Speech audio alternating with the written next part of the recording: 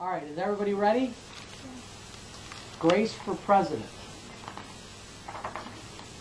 One Monday morning in September, Mrs. Barrington rolled out a big poster with all the president's pictures on it. Grace Campbell could not believe her eyes. Where are the girls? Where are the girls?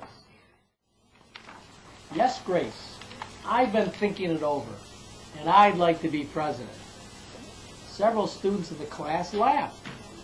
Well, I think that's a star-spangled idea, Grace, said Mrs. Barrington. In fact, we can have our own election right here at Woodrow Wilson Elementary. Their class has nominated Thomas Cobb to be the presidential candidate. Grace's heart sank. Thomas was the school's spelling bee champion. His experiments always took a blue ribbon at the science fair. And he was captain of the soccer team. Becoming president wasn't going to be so easy after all. So how does she become president? She's got a person running against her. Pardon me? How do you beat them? You beat them up? No. How do you beat them? Get more votes. Get more votes, right. The teachers put the names of all 50 states and the District of Columbia into a hat. Everyone except for Grace and Thomas got to choose a state. I'm Texas, said Anthony. I'm New Hampshire, said Rose. I'm Michigan, said Robbie. What does the number 17 mean? Each school is assigned a number of electoral votes. And that's what happens in each state, is a number of votes for president. So that the people vote in their state, and then if the presidential candidate takes that state, they get this number of electoral votes assigned to each state. Altogether, our country has 538 electoral votes. Mr. Waller explained, on election day, the candidate who receives 270, which is more than half, electoral votes wins the election. 270 or more electoral votes wins the election. Why 270? Was anybody paying attention? Why is the number 270 the person who wins? Yeah. More than half. More than half, exactly. Grace continued to campaign. At recess, she gave speeches. During lunch, she handed out cupcakes. After school, she held rallies. Well, she's working hard. She wants to become president. Meanwhile, Thomas wasn't worried.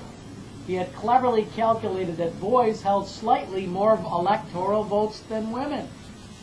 See, he was counting the electoral votes. He figured that if he just gets all the boy votes, he's going to win. Think he's right? No. I don't think so. I don't think so. At recess, Thomas studied his spelling words. During lunch, he worked on his latest sign experiment. After school, he played soccer. He's not campaigning. He's not asking people to vote for him. Even before the election, Grace made good on her promises. She joined the safety squad, she organized the school beautification committee, and she volunteered her time in the school cafeteria. And at night, yeah, she was tired. Look at her. She's really tired. And I can tell you, you get tired doing it. The last frontier state of Alaska cast its 3 electoral votes for the best man for the job, Thomas Cobb. The Grand Canyon state of Arizona cast its 10 electoral votes for Grace Campbell, Hannah called out. And so it went. State after state after state cast their electoral votes. She had 267. There's only one state left, Wyoming. And it's a boy. Uh-oh. Grace is in trouble. What do you think? She's still going to win? And Wyoming has very few electoral votes. Thomas grinned. Grace felt sick. Sam walked up to the microphone. He looked at Thomas. He looked at Grace. He looked down at Grace's handmade flag. Sam didn't say a word. What are you waiting for? Thomas whispered. The band stopped playing. All eyes were on Wyoming. Finally, Sam cleared his throat. The equality state of Wyoming cast its 3. They only have 3 votes. All these other states have a lot more. Electoral votes for? Grace. Yeah, we'll figure it out later. We'll check. No, just kidding. Just kidding. Grace Campbell. The gymnasium erupted in loud cheers and a few boos. Mrs. Barrington approached the podium with 270 electoral votes. The winner is Grace Campbell. Thomas looked stunned. Grace hugged Sam.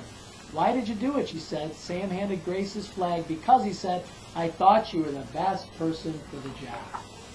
And that's the way it should be.